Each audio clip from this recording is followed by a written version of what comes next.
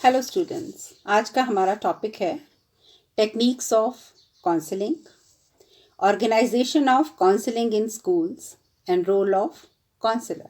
तो सबसे पहले हम शुरू करेंगे टेक्निक्स ऑफ काउंसलिंग की जो परामर्श है उसको देते समय किन किन तकनीकों या जो विधियां हैं उनका प्रयोग किया जाता है। तो सबसे पहली जो टेक्निक है वो है साइलेंस टेक्निक, मौन धारण विधि। इसमें क्या है कि जो काउंसलर है वो क्लाइंट की सारी बातें चुपचाप सुनता है, उसे कहीं भी डिस्टर्ब नहीं करता है। सेकंड है एक्सेप्टेंस मेथड, स्वीकृति विधि। इस विधि में जो काउंसलर है वो क्लाइंट की सब बातों को सुनता है और ऐसे एक्सप्रेशन देता है कि उसकी वो सारी बातों से एग्री कर रहा है और जो भी वो कह रहा है उस सब के साथ वो सहमत है। तीसरा है रेपिटेशन मेथड, पुनरावृत्ति विधि। इस विधि के अनुसार जो काउंसलर है वो क्लाइंट को कहता है कि जो उसने अपनी समस्या बताई है उस समस्या को वो फिर से दोहराए। तो यहाँ पे जो क्लाइंट है उसी समस्या को एक बार फिर से रिपीट करता है।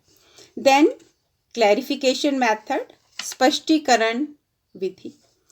अब ये जो चौथी विधि है क्लैरिफिकेशन विधि, यानी कि यहाँ पे क्या है, जो काउंसलर है वो क्लाइंट से स्पष्टीकरण मांगता है। वो कहता है खुलकर बताओ, हर चीज़ को क्लियरली बताओ, हर चीज़ के पीछे का जो कारण है वो भी मुझे बताओ। इसके बाद अगला है दैट इज़ रिक्रिएशनल मेथड, हास्य विनोद विधि। इसमें ये है कि क्योंकि जो काउंसलर है उसको काउंसलिंग की समस्या तक पहुंचना है, अपनी क्लाइंट की समस्या को जानना है, उसके लिए क्या है एक अच्छा इन्वायरमेंट बनाना बड़ा ज़रूरी है। फ्रेंडली कोऑर्डियल जो इन्वायरमेंट है वो बना रहे। तो यहाँ पे क्या है, थोड़ा बहुत लाइट मोमेंट्स, थोड़ी बहुत लाइट हंसी मजाक की बातें शेयर करना। देन क्वेश्चनिंग मेथड, प्रश्नोत्तर विधि। इस विधि में जो काउंसलिंग कर रहा है, जिसे हम काउंसलर कहते हैं, जो परामर्शदाता है, वो समस्या संबंधी प्रश्न पूछेगा। इसके बाद अगला है अप्रूवल मेथड, मान्यता प्रदान करने की विधि। अब यहाँ पे क्या है कि जो क्लाइंट आया है, जो काउंसलर है उसकी हर एक जितनी भी उसने विचार व्यक्त किए हैं, जिस तरह से उसने अपनी समस्या को प्रेजेंट किया है, तो जो काउंसलर है वो इस विधि पे उसकी हर बात को अप्रूवल देता है, उसके सारे विचार समझता है और उसका साथ देने की कोशिश करता है। अगला है एनालिसिस मेथड, विश्लेषण विधि। यहाँ पे जो काउंसलर है वो सारी समस्या को एनालाइज करता है, उसका जो विश्लेषण है वो करता है। इसके बाद अगला है दैट इज रिग्रेशन मेथड, परित्याग विधि। हाँ जी, रिग्रेशन या परित्याग का अर्थ है कि यहाँ पे जो काउंसलर है उसने सारी समस्या सुन ली है और यहाँ पे वो जो उसका जो काउंसली है, जो क्लाइंट है, उसको प्यार से कुछ चीज़ें छोड़ने को कहेगा। जैसे हम अपनी समस्या लेके जाते हैं, हम अपने हर कार्य की या जो भी हमने एक्ट किया है उसकी जस्टिफिकेशन देते हैं, अपने आप को हमेशा सही साबित करने की कोशिश करते हैं। पर इन सारी विधियों के द्वारा एक इस तरह का माहौल बनाया जाता है जो एक कोऑर्डियल इन्वायरमेंट बन जाता है। तो उसमें क्या है, प्यार से बताया जाता है कि अगर तुम ये चीज़ छोड़ दो, ये काम छोड़ दो, तो हो सकता है कुछ सुधार हो जाए। तो रिग्रेशन मेथड में जो काउंसलर है वो काउंसली को बताता है कि उसे क्या क्या चीज़ें छोड़ना चाहिए या छोड़नी पड़ेंगी।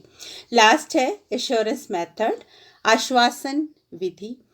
ये सारी टेक्निक्स अप्लाई करने के बाद अंत में जो काउंसलर है वो काउंसली को कहता है कि धीरे धीरे तुम्हारी जो समस्याएं हैं उनके समाधान मिल जाएंगे, सब ठीक हो जाएगा और हम लोग मिलकर क्या है तुम्हारी समस्याएं जो हैं उनके जो सॉल्यूशंस हैं वो ढूंढेंगे और उन पे वर्क करेंगे। इसके बाद हमारा जो अगला पार्ट है that is organisation of counselling in schools and role of counsellor. As we all know counselling process में काउंसलर का रोल बहुत ज़्यादा इम्पॉर्टेंट रहता है। काउंसलिंग प्रोग्राम का सक्सेस काउंसलर के ऊपर आधारित रहता है। वो कितना एक्सपीरियंस्ड है, कितनी नॉलेज है, कितना इंटेलिजेंट है, आउटलुक कैसा है, क्वालिटीज़ कैसी हैं, ये सारी चीज़ें एक काउंसलर के अंदर पाई जाती हैं और इन्हीं के आधार पर क्या है काउंसलिंग का जो सक्सेस है उसको हम अश्योर कर सकते हैं। तो जो स्कूल्स हैं, स्कूल्स में काउंसलिंग जो है उसको ऑर्गेनाइज किया जाना चाहिए, क्योंकि काउंसलिंग का जो रोल है वो बहुत ज़्यादा रहता है। बच्चों की ढेरों समस्याएं रहती हैं, तो इसके लिए क्या है कि किस तरह से ऑर्गेनाइज किया जाना चाहिए। जब हम काउंसलिंग ऑर्गेनाइज करते हैं या काउंसलिंग प्रोग्राम कंडक्ट करते हैं तो उस टाइम क्या है कि जो पूरा स्कूल है, अथॉरिटीज़ हैं, पेरेंट्स हैं या कुछ जो सोशल अथॉरिटीज़ हैं, जैसे गांव में है जो प्रधान है या कुछ इस तरह के लोग जो एक्टिव रोल प्ले करते हैं सोसाइटी में, उन लोगों को इन्वॉल्व करना ज़रूरी रहता है। अब जब हम काउंसलिंग की प्रक्रिया शुरू करने जा रहे हैं तो इसके लिए बच्चे को जानना बहुत ज़रूरी है। बच्चे को जानने के लिए कुछ हम टेक्निक्स यूज़ करते हैं जिन्हें हम टेस्टिंग और नॉन टेस्टिंग टेक्निक्स कहते हैं, जो आप लोग सेकंड सेमेस्टर में पढ़ चुके हैं। असेसमेंट फॉर लर्निंग में आपको डिटेल में ये सारी चीज़ें बताई जा चुकी हैं कि टेस्टिंग टेक्निक्स क्या हैं और नॉन टेस्टिंग टेक्निक्स क्या हैं। उन टेक्निक्स का प्रयोग आपने करना है।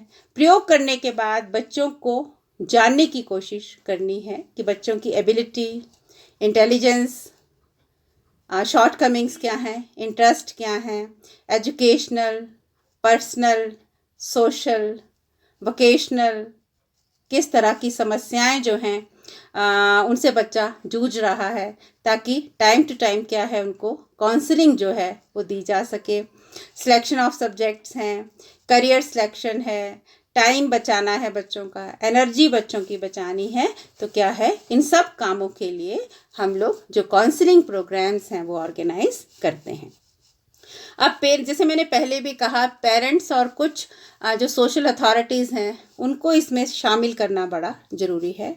ओपन डिस्कशंस कंडक्ट करवाई जानी चाहिए, सेमिनार्स हैं, टॉक्स हैं, वर्कशॉप्स हैं, इस तरह की चीज़ें कंडक्ट करनी बहुत ज़रूरी है।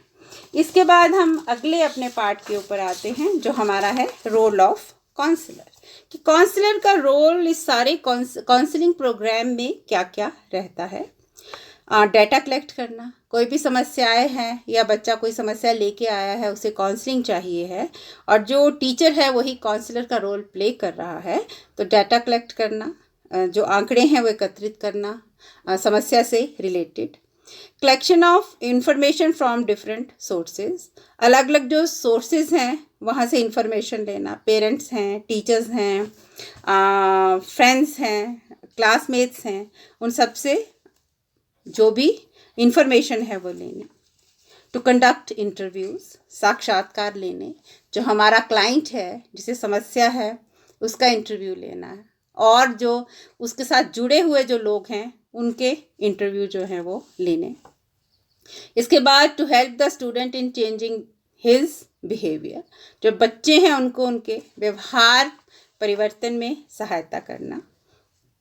आस्क क्वेश्चंस, प्रश्न पूछना, समस्या से संबंधित कई प्रकार के विभिन्न तरह के प्रश्न पूछना।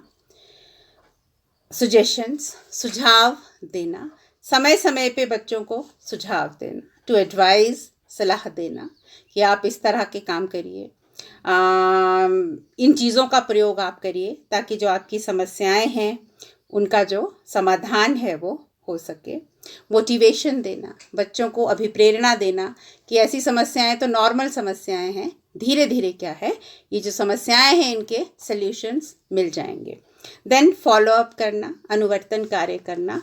और जब हम काउंसलिंग दे रहे हैं तो पहले भी हम लोगों ने बात की थी, गाइडेंस एंड काउंसलिंग जो है इसका एक प्रोसेस रहता है।